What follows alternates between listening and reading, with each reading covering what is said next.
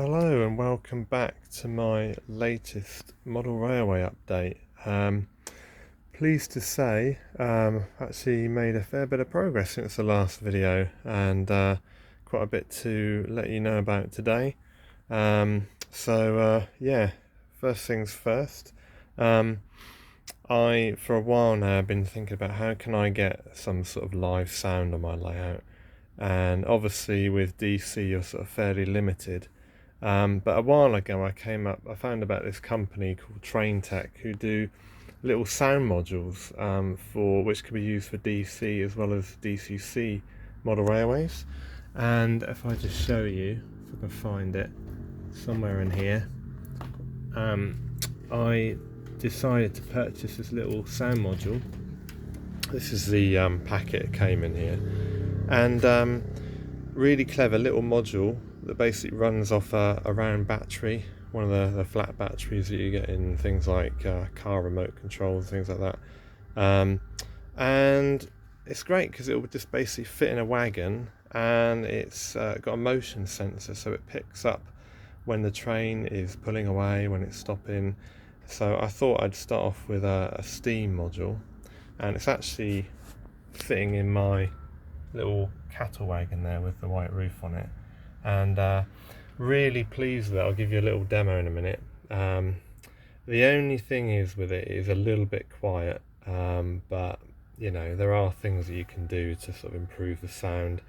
And it came with like a rubber tube which I replaced with a cardboard one, which well, following the advice of a sound engineer, that's what he said would improve the volume, but it hasn't really made a lot of difference. But anyway, it is still really good, and you'll hear when the train is going along the whistles and bells and everything. But basically I'll give you a little demo now.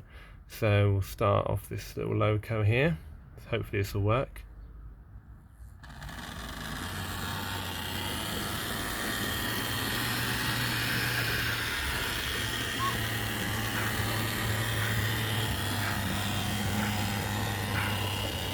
Not sure if you can hear that because it is a bit quiet.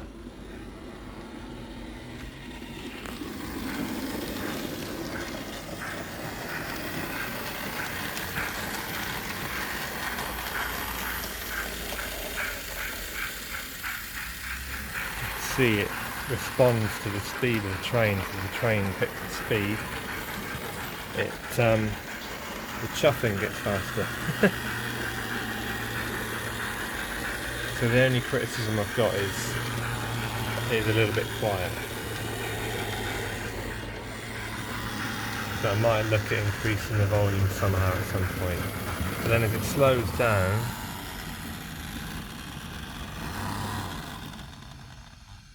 you hear different sounds.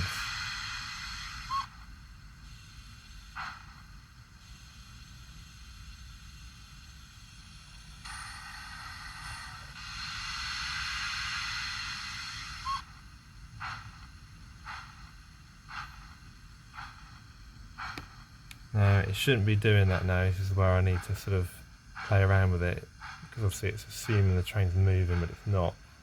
So obviously it needs a little bit of work to try and get it right. I think it sort of depends where the motion sensor is. But anyway, still, we have got some sort of live sound which I'm very excited about. And so we'll leave that one running. And eventually, I'd like to get one for my diesel loco down here as well. But it's about, I think it's about 40 or 50 pounds for the sound module, so I'm very happy with it. For what it is good. It just needs to work on the motion sensor. It might be that I've got it in slightly the wrong position, I don't know. But anyway, really chuffed with that. It is, for the money, it is good.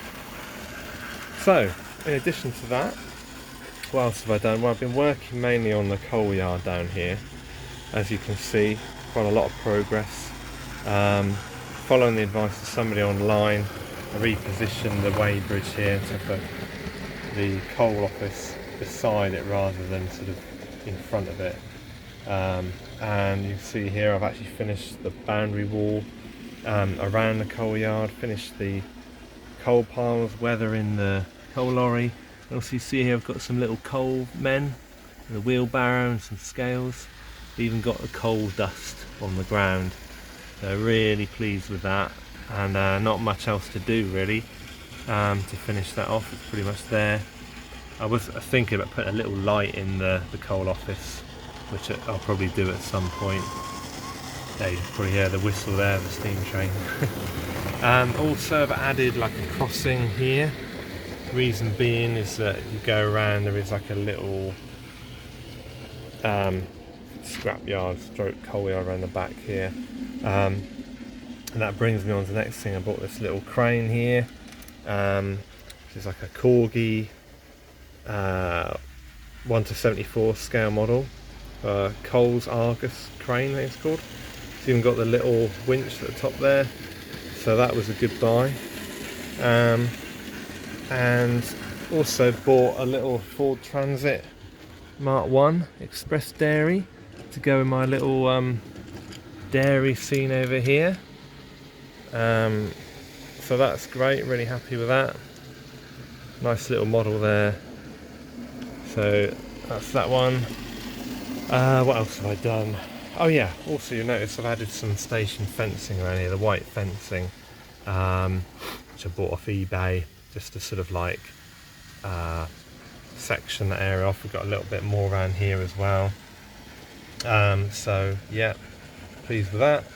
And I've had a go, my first attempt at weathering, and it's a bit of sort of trial and error. I've tried to do some sort of heavy weathering on this old Pannier tank engine here, which is a non-runner anyway, so I thought I might as well do something with it. I kind of feel like I might have overdone it a bit, but if anybody's got any comments or suggestions, then let me know. The good thing with it is, because I've not sort of sealed it, I can always wash it all off and start again. So I did want sort of a heavy weathering effect, but I think I might have overdone it. But the kit that I bought, I think I mentioned in the last video, is this Revell weathering kit, which is great. You know, it comes with these 6 different weathering powders, and what I've been doing is mixing them with water, just experimenting with different shades, and seeing how it goes. Been working on these little wheels here as well, which are sort of a nice rusty colour. Eventually they'll go into this area here, be like sort of like a scrap yard, I guess, really. So that's that. Pretty sure that is everything for now. I don't think there's anything else I've done. So yeah, what's next? So I'm still thinking about putting some lighting in my station area, and also around the coal yard around here on the boundary wall, because I've got some sockets left here on my PCB. So I've got the room for that. Eventually I'll probably have another board along here on this other side, because obviously I'm going to have this whole area is going to be a town eventually, so I'm going to need a lot more sockets for lighting. But you know, it's getting there. And then yeah, the next thing is I need to start thinking about adding some signals. So being like a West Country based line, I'm going to go for the GWR signals and get some kits and start making those up and working out where I need to put them on the layout. So that'll be the next step. But anyway, any likes, comments, gratefully received. Please subscribe if you haven't already, and yeah, look forward to seeing you in the next one. Bye.